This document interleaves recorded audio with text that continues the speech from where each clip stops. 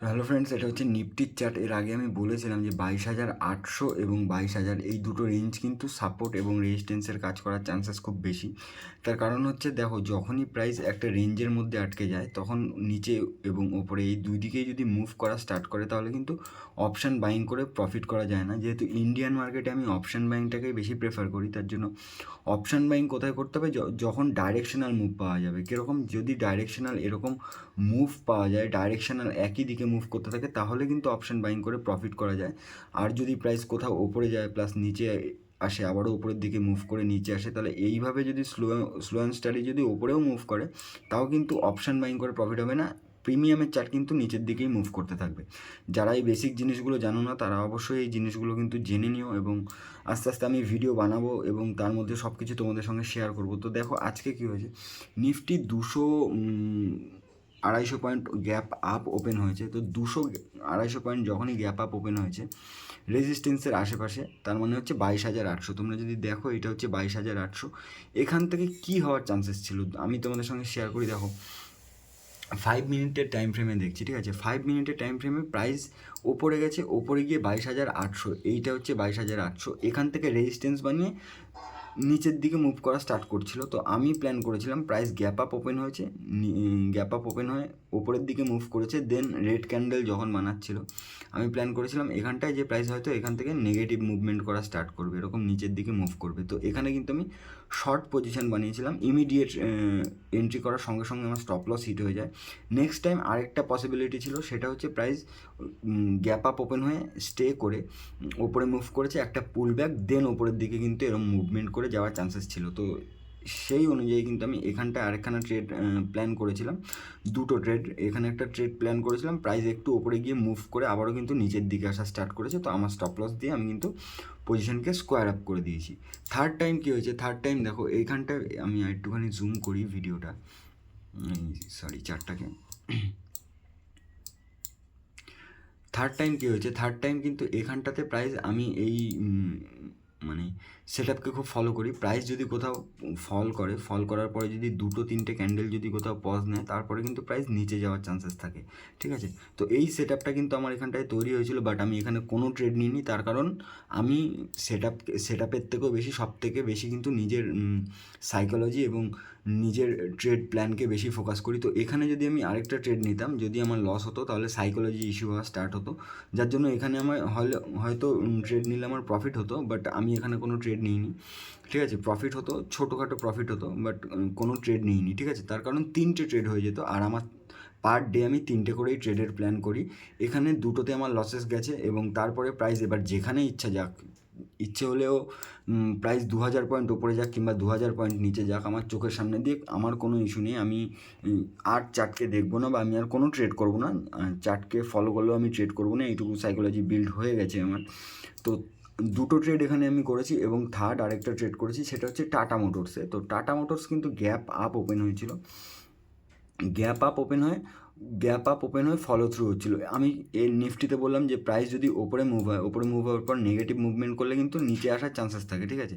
তো এরকমভাবেই কিন্তু আমি সেম সাইকোলজির সঙ্গে আরেকখানা ট্রেড প্ল্যান করেছিলাম, অলমোস্ট এই জোনটাতে, এইখানটাতে করে আমি এখানে ট্রেড প্ল্যান করেছিলাম। এর ওপরে স্টপ লস রেখে ডে লোয়ের নিচে রান করছিল, চান্সেস ছিল অনেক বেশি প্রাইস নিচের দিকে মুভ করার, অলমোস্ট ওই 592 এতটা আমার টার্গেট ছিল। বাট কী হয়েছে, এখানে আমি এন্ট্রি করেছিলাম, এন্ট্রি করার সঙ্গে সঙ্গে ইমিডিয়েট কিন্তু আমাকে খুব ভালো প্রফিট দেখাচ্ছিল, প্রফিট দেখিয়ে কিন্তু কনসলিডেট করছিল, দেন তারপরে কিন্তু প্রাইস বাউন্স ব্যাক করছে। যখনই বাউন্স ব্যাক করছিল, কস্ট টু কস্ট আমি পজিশনকে এক্সিট করে দিয়েছি। তারপরে কিন্তু প্রাইস কী হয়েছে, নিচে এসছে, ওপরের দিকে মুভ করছে, এরম ধরনের মুভ করছে। তো আমার আর ইন্ডিয়ান মার্কেটে আজকের জন্য কোনো প্ল্যান নেই। তার কারণ হচ্ছে আমার যে 3টে ট্রেডের প্ল্যান থাকে, 3টে ট্রেড আমি করেছি, এবং 3টে ট্রেডে কিন্তু আমার স্টপ লস হান্টিং হয়ে গেছে। তো আমি আর ট্রেডের দিকে কোনো ফোকাস করবো না, শুধু অ্যাবজর্ব করার চেষ্টা করবো প্রাইস কী বিহেভ করলো এবং কীরকম মুভমেন্ট করছে। তো 3টে ট্রেড আমার হয়ে গেছে।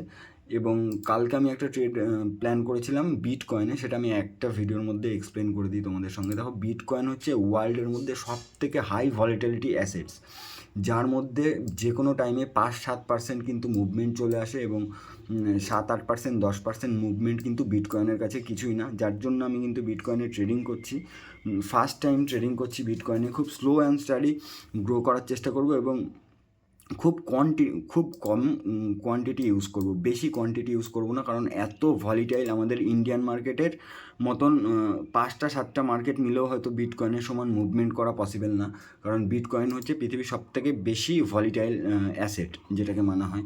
তো দেখো বিটকয়েনে কালকে আমি ট্রেড প্ল্যান করেছিলাম 83,000 এই জোনের আশেপাশে যখন ট্রেড করছিল আমি এখান থেকে প্ল্যান করেছিলাম নেগেটিভ প্ল্যান। তো নেগেটিভ ট্রেড আমি কোথায় করেছিলাম, এইখান থেকে এইটুকু আমি ট্রেড করে প্রফিট করে স্কোয়ার আপ করেছিলাম। এটা আমার প্রফিটেবল ট্রেড ছিল, এর আগে আমি ভিডিওতে পোস্ট করেছিলাম।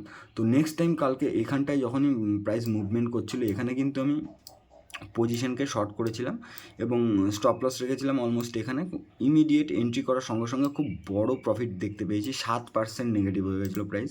তো যখন 7% নেগেটিভ হয়েছে একটা আমি তোমাদের মাঝখানে একটা কথা বলি, দেখো প্রাইস কখনো যখনই প্রাইস এখানে স্ট্রং সেলিং আসার পরে কিন্তু প্রাইস পুল ব্যাক অবশ্যই নেবে, ঠিক আছে। তো পুল ব্যাক নেওয়ার পরে দেন কী হয়, সেলাররা অ্যাক্টিভ থাকে, যেহেতু এই পিছনের সেলারগুলো অ্যাক্টিভ থাকে, তো এই সেলাররা অ্যাক্টিভ হয় এবং ওপরের দিকে পুল ব্যাক করলে প্রাইস আবারও নিচের দিকে মুভ করার চান্সেস অনেক বেশি থাকে।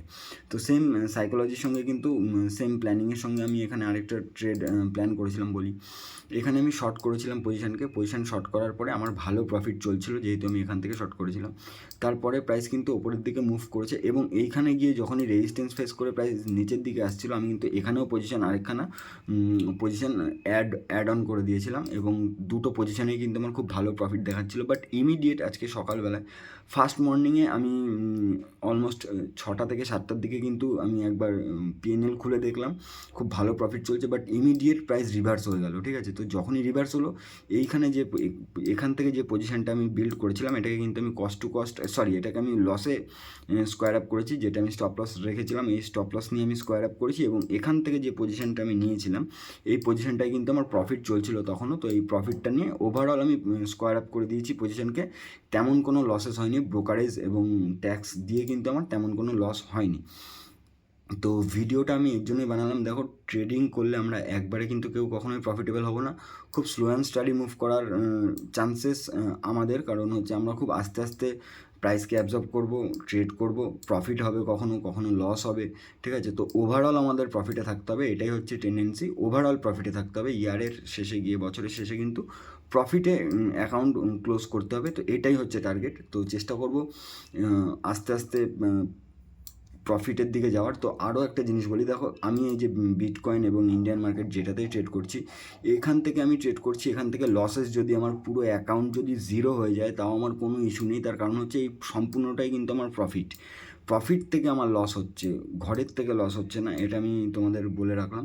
যখন আমার কাছে কম কোয়ান্টিটি বা কম ক্যাপিটাল থাকে তখন আমি কী করি, খুব স্লো খুব সেফ সাইড ট্রেড করা স্টার্ট করি। সেফ সাইড ট্রেড কীভাবে করতে হয় সেটা আমি অন্য কোনো ভিডিওতে আস্তে আস্তে যারা আমাকে ফলো করবে সবাই জানতে পারবে বিষয়গুলো, যে কোথায় সেফ সাইড ট্রেড করতে হয়, কোথায় হাই রিস্ক ট্রেড নেওয়া উচিত, ঠিক আছে, বা আমি কিভাবে নিই, এই জিনিসগুলোকে আমি আস্তে আস্তে সবার সঙ্গে শেয়ার করা স্টার্ট করব। তো খুব সেফ সাইড ট্রেড আমি করছিলাম, করে কিন্তু আমি অ্যাকাউন্টকে অনেকটা প্লাস করেছি। তারপরে আমার অ্যাকাউন্টে যেই ক্যাপিটাল আমি ডিপোজিট করেছিলাম ওটাকে কিন্তু আমি উইথড্র করেছি, তারপরে প্রফিটের টাকার থেকে কিন্তু আমি ট্রেড করছি।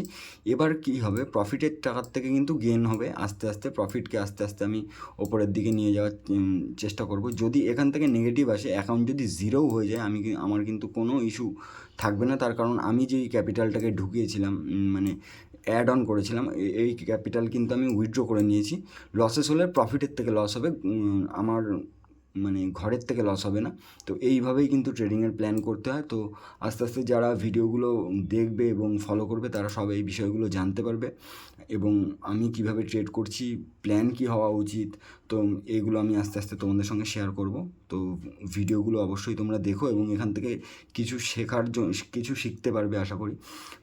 যারা শুধু প্রফিটই দেখিয়ে যাচ্ছে আমি মনে করি তাদেরকে ফলো না করাই ভালো, কারণ যারা শুধু প্রফিটকে দেখাতে থাকে তারা অনেক কিছু এর সঙ্গে অ্যাড করে, যেরকম টেলিগ্রাম চ্যানেল অনেক কিছু অ্যাড করতে থাকে। তো আমি কিন্তু সেরকম ধরনের কোনো প্ল্যান নিয়ে বা আমি ইউটিউবকে গ্রো করবো এরকম কোনো প্ল্যান নিয়ে আমি ভিডিও পোস্ট করছি না। আমি চাইছি যে আমার একটা ইন্টেনশন যে কীভাবে ট্রেডিংটা হয়, ট্রেডিংয়ের প্রফিট কখন হয়, কখন লস হয়, এই জিনিসগুলো যেন রিটেলাররা সঠিকভাবে জানতে পারে, এবং তার জন্য আমি ভিডিওগুলো বানানো স্টার্ট করেছি।